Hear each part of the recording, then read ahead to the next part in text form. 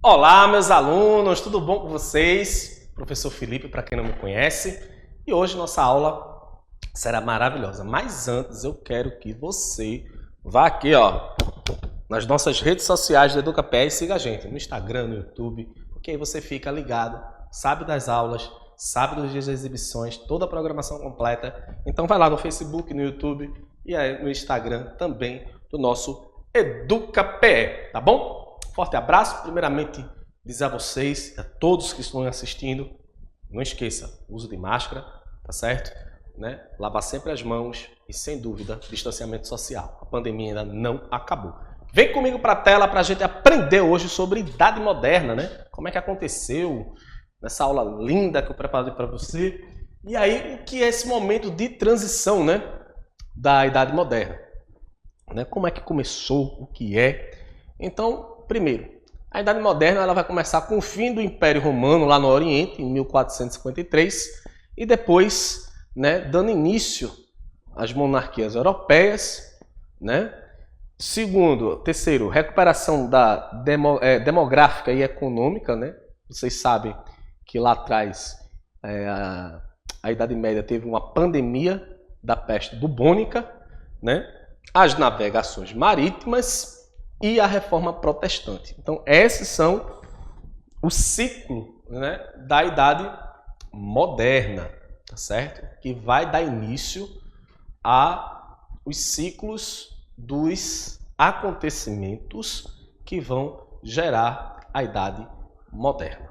Sacou? Então, a Idade Moderna é essa fase de transição da Idade Média para a Moderna.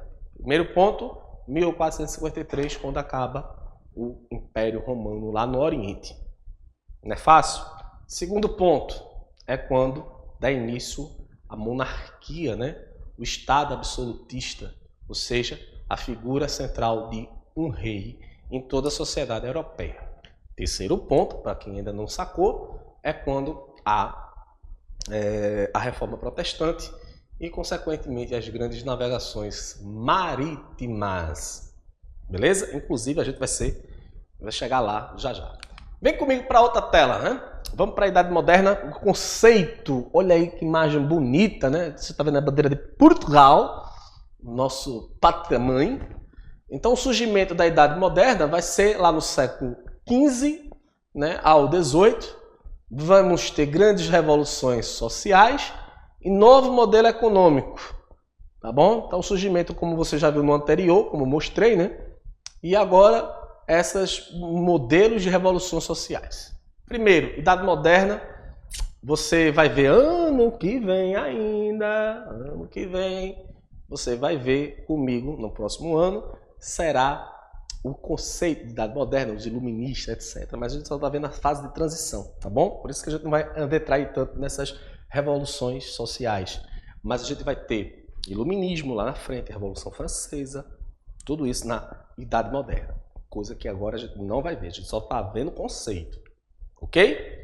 Vem comigo então aí, ó. Então a gente está tendo aí surgimento no século XV, né?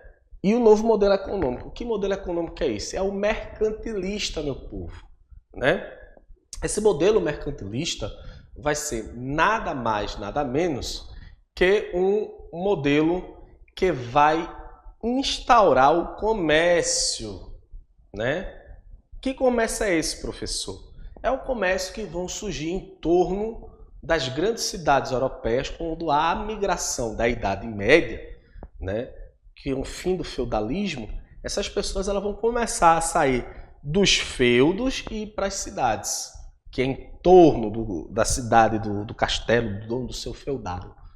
E esse seu feudal, ele vai interagir agora nesse comércio também, né? E vai surgir uma nova classe social, que tanto vocês acho que já ouviram falar nesse termo, que é burgueses, ou a famosa a burguesia, né? Mas a gente vai ver no próximo slide. Vem comigo para a tela para você continuar essa interação. A Idade Moderna marca os maiores acontecimentos do período europeu, como mudanças na filosofia, que é aquilo que eu falei, né? Que vai ser os iluministas lá na frente, que vai ser até considerado o século das luzes. Olha que legal. comportamento social, esse novo modelo econômico, exploração de novos territórios, como foi a Revolução Francesa, né, que vai ser as causas sociais, e é na Idade Moderna que começa a migração da zona rural para as cidades. Com isso teremos o embrião do capitalismo, que é o mercantilismo, que eu já comecei a falar já atrás. O comércio passa a ser um fator que irá trazer tanto para a Europa, assim como os demais continentes, América, África e Ásia, o fortalecimento econômico comercial entre os colonizadores e os colonos. E na imagem aí você está vendo, né, a caravela de Portugal. Você está vendo também, de fundo, do lado ali da caravela, a imagem, né, do crucifixo, né, da Igreja Católica, porque também todo mundo vai se beneficiar com a exploração marítima. Tá bom, bebês? Então o que é que vai acontecer? Primeiro ponto, quando a Igreja Católica, ela meio que, entre aspas, libera, né, a exploração marítima, né, principalmente quando começa com Portugal, Espanha. Primeiro Colombo, né, lá em 1492, quando ele vai para as Índias, mas vai bater na América Central, né, nas Ilhas das Antilhas. Muita gente acha que Colombo queria descobrir a América. Ele queria ir para as Índias, nada a ver de América. Pedro Álvares Cabral, em 1500, né, também saiu com o intuito de ir para as Índias e acaba batendo em Porto Seguro, na Bahia, entre aspas, mais uma vez, descobrindo o Brasil, porque o Brasil já existia, né? Então o que vai acontecer? O comércio, o mercantilismo, como a gente está vivendo nesse período, ele vai começar a expandir demais. E aí eles precisam de novos territórios, primeiro, para a exploração de matérias-primas, né? E para criar, sem dúvida nenhuma, essa questão do comércio também intercontinental, né? Então a gente vai ter, por exemplo, Pernambuco, nosso querido estado maravilhoso, ele é responsável pela maior produção de cana-de-açúcar do mundo naquele período, né? Lá a partir do 1560, né? Quando Duarte Coelho vem para cá e começa a colonizar Pernambuco, né? Pernambuco vai ser um dos maiores produtores de cana-de-açúcar do mundo. Veja como o nosso estado era maravilhoso e continua sendo. Então, o que é que Pernambuco fazia? Então, Pernambuco exportava açúcar para a maioria do mundo todo. Os colonos que aqui habitavam, eles tinham um comércio internacional, era isso mesmo. O açúcar que era despachado, está lembrado onde é o Porto do Recife? Lá no centro? Pronto, é lá de onde saía. Então, quando esses açúcar era saída daqui de Pernambuco para Lisboa, Lisboa fazia essa distribuição pela Europa. Tanto é que era conhecido como ouro da época, o açúcar, né? Que era muito valioso, né? Então, o mercantilismo, na Idade Moderna, ele veio para isso, para essa criação desse comércio mais fluido, né? Ou seja, de vários pontos, eles vendendo em vários pontos, tá certo? Vem comigo para cá para a gente entender o Estado Nacional. Olha aí na tela. Vem aí, ó. Estado absolutista ou nacional, dado mesmo, surgiu com o processo de formação do Estado moderno, ao mesmo tempo que a burguesia se fortalecia. Aí você está vendo a figura do rei, né, sentado em seu trono, com seus ducandos, né?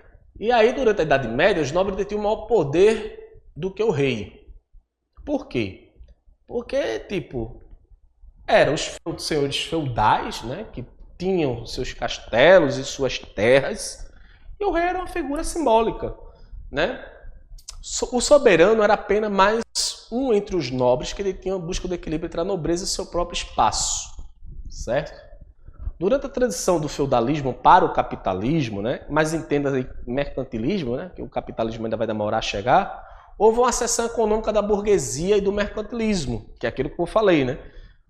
Os burgueses é uma nova onda da classe social que inventou o mercantilismo, ou seja, comércio, beleza? Comércio ganhando lucro, tá certo? Era preciso outro regime político na Europa do Centro-Ocidental que garantisse a paz e o cumprimento de leis. Por isso, surge a necessidade de um governo que centralizasse a administração estatal. Desta maneira, o rei era a figura ideal para concentrar o poder político das armas e garantir o funcionamento dos negócios. Então o rei, como a gente bem sabe, o rei antes da Idade Média era um rei figurativo, né? Já o rei da Idade Moderna, ele vai ser um rei mais, como é que eu posso dizer, mais forte, é onde ele vai controlar todos os anseios da sociedade, vai regularizar, vai criar impostos, né? Então é ele onde vai segurar aí, não vai criar um exército, porque a partir do momento que um reino se torna forte, com uma economia forte, ele gera outros olhares de outras pessoas para querer invadi-lo. Então o rei tem que assegurar a segurança da população, né? Mas, entretanto, todavia, a burguesia ela vai querer estar nesse poder também.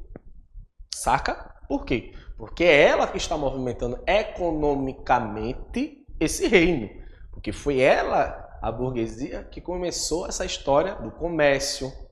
Tá bom? Foi ela que criou esse sistema econômico. Então, para eles, é de extrema importância que o rei seja, mande, mas que lembre-se que a burguesia é que está bancando tudo ali. Então, ela precisa dizer, tu vai tomar sua decisão, mas consulta a gente primeiro, para a gente se a gente está de acordo, senão a gente te derruba. Você entendeu agora? Vem comigo para a próxima tela.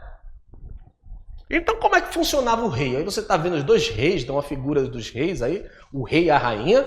Lembrando que a rainha era só figurativa, né? A rainha não tinha poder de absolutamente nada. Estamos falando do século XVI, XVII. Então, a figura da mulher aí é só uma figura, né, da esposa, né? Ela não tinha tomadas de decisões. Eu dei essa aula ano passado aqui, também no Não Educa Pé. Então o rei, ele tinha um controle total, tá certo? Ele ficava nas decisões das nações, né? Organizar as leis e fortalecer a sua nação. Esse era o papel de um rei, ele tinha que fortalecer sua nação. Mas lembrando que é aquilo que eu disse, todo esse poder dava a ele, certo, mas a burguesia estava ali dizendo a ele no pé do ouvido, você está aqui, mas não esqueça que a gente é que movimenta toda a economia. Se você fizer uma besteira, você sai. Tá certo? Então, essa é a figura, né, do rei, do sistema, do Estado absolutista que teremos durante a Idade Moderna. Tá dando para compreender? Massa!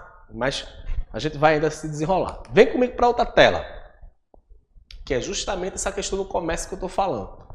A Idade Moderna, você está vendo na tela, linda, né, já as caravelas, ali você vê o Brasil de fundo e as moedas, né?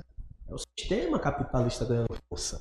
Com o fim do feudalismo, um novo modelo econômico aos arredores dos antigos feudos surge. Com isso, o comércio ganha cada vez mais força, a burguesia é uma nova classe social e vem ganhando cada vez espaço e poder financeiro que interfere nas decisões da sociedade. É aquela famosa história, quem tem dinheiro é que manda, né? Já ouviram esse ditadozinho? Com isso, uma nova jornada da burguesia europeia busca novos recursos, ou seja, ela precisa de matéria-prima para produzir, para vender. A descoberta do novo mundo, né, que eu coloco em aspas, que não descobriu nada, né, na América fortalecerá ainda mais a Europa, criando uma economia intercontinental. É aquilo que eu já disse. A burguesia ela vai, sem dúvida, criar esse movimento, né, de descoberta do novo mundo, né, financiado tanto pelo rei quanto pela burguesia, esses novos ares de descobrimento de novas terras para quê? Para exploração. Portugal, quando veio para o Brasil, Portugal em 1500, ele queria o quê? Explorar. Então, a primeira ciclo econômico que você estudou comigo ano passado, o primeiro ciclo econômico brasileiro é qual? A exploração do pau-brasil, que vai dar origem ao nosso nome do nosso país. Segundo, extração da cana-de-açúcar, né? Que o nosso estado, como eu já falei anteriormente, vai ser o maior produtor de açúcar do mundo. Terceiro, ciclo do ouro, que vai ser responsável pela extração do mineral em Minas Gerais. Então ele só veio para explorar e fazer esse comércio intercontinental entre Brasil e Portugal. E aí ele fazia essas divisões pela Europa. Entendeu agora o que é mercantilismo? Sacou? Vem comigo para a próxima tela. Igreja Católica e sua primeira crise. É na Idade Moderna que a gente vai ter o protestantismo, que é hoje a religião, né, a igreja evangélica, né, que vai justamente de acordo com Martinho Lutero, que você está vendo aí pregando as suas 95 teses lá na Saxônia, professor que é Saxônia, Alemanha.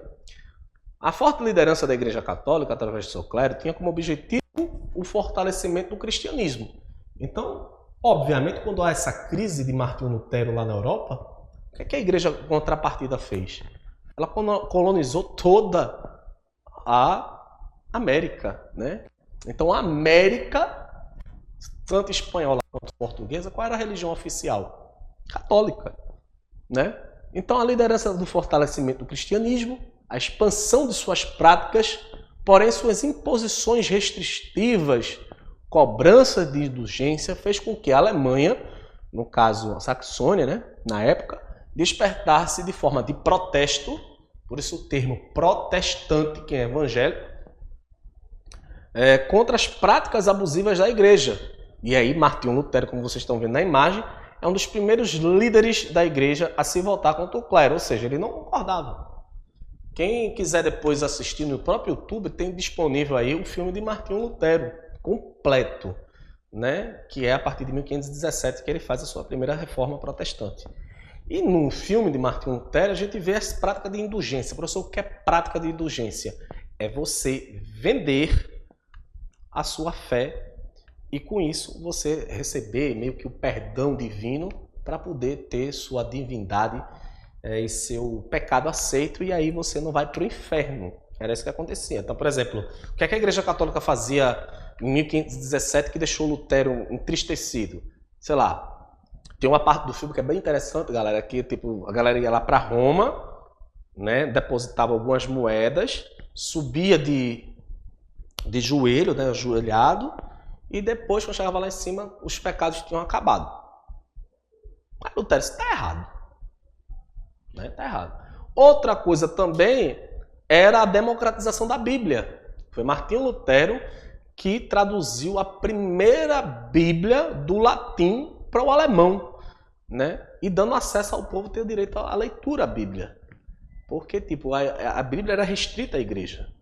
Né? Só quem podia ler eram os padres, né? O clero. Então Lutero disse, não, por que o povo não pode ler a Bíblia, que é a palavra de Deus? Aí ele começou a produzir várias cópias. Foi Lutero que democratizou a Bíblia, né? Então daí você tira como a reforma protestante, né, das 95 teses do Lutero, depois você pode acompanhar na internet, você dá uma pesquisada, que foi as 95 teses de Lutero, para você entender como Lutero foi uma grande pessoa que transformou, né, esses conceitos da igreja, né, para que a igreja se abrisse o olho e dissesse, opa, tô errada. E aconteceu, viu, de fato. Vem para revisão comigo, para a gente entender um pouquinho desse contexto sobre a Idade Moderna, tá bom? Então, primeiro ponto, modelo econômico. Quem foi esse modelo econômico? O mercantilismo, que vai ser o embrião do capitalismo. A Idade Moderna ela vai se estender de 1453 a 1789. Eu vou ter a criação do Estado Nacional, que vai ser justamente o quê? A criação do rei, né? O rei, a figura absolutista, né? Que vai ser derrubado com os iluministas, tá, gente? Os iluministas dizem, opa, mas isso é lá na frente. Novas ideias, ou seja, a expansão do comércio, a expansão, sem dúvida, da Igreja Católica nesse período, né? A Igreja Católica, por mais que haja uma crise com Lutero, a Igreja Católica ela se fortalece, porque ela vai trazer o catolicismo para a América. Então, assim, é uma idade que vai ter vários acontecimentos que vocês vão, ao longo do tempo das aulas, assistir comigo, e vai ser uma idade que vai se transformar. Como eu digo, cada período histórico tem suas evoluções e transições. Tá bom? Como assim, professor? Cada período tem um modo de pensar. A sociedade ela evolui, ela não regride, né? Então são situações que hoje, que a gente olha lá para trás e diz, meu Deus, aconteceu isso mesmo, foi? Mas é porque são situações que a sociedade na época vivenciava, que para eles era normal, e para a gente nos dias de hoje, vai dizer assim, nossa, que coisa feia. Né? Por exemplo, quem assistiu a minha aula, se não me falar a memória, 14, viu quanto a Idade Média era horrível para a mulher. E na história antiga. A mulher não podia opinar em absolutamente nada, né? Era o patriarcado, o machismo que existia naquele tempo. Hoje é aceitável isso? Não. A gente está no século XXI, né? Pelo amor de Deus. Então, assim, são ciclos, são mudanças. E a Idade Moderna ela vai trazer muitas mudanças, novas correntes filosóficas, novos modelos econômicos, novo jeito de administrar a sociedade, criação de impostos e etc. Então, é uma idade bastante curiosa de a gente desvendar e descobrir como aconteceu esse momento na Idade Moderna, tá bom? Deixa eu vir para cá para agradecer ao meu povo. A gente vai chegando ao fim da nossa aula maravilhosa. E eu queria agradecer novamente aqui minhas queridas que estão aí na tela, Dona Shirley Malta, Dona Cristina, minha gestora, Zorailda, né, nossa querida formadora de História da GRE Recife Sul, e a gestora da GRE Recife Sul, Marta Lira. Agradecer também a todos vocês que acompanharam as aulas até agora, assistindo, mas lembre, é para a sua formação. E outra coisa, e outra dica, toda vez que sair, lembre sempre, uso de máscara, distanciamento social e lavagem de mãos sempre. A pandemia não acabou. Se cuide e cuide do povo também, tá bom? Forte abraço, um beijo e até o próximo EducaPé. E siga a gente nas redes sociais. Tchau!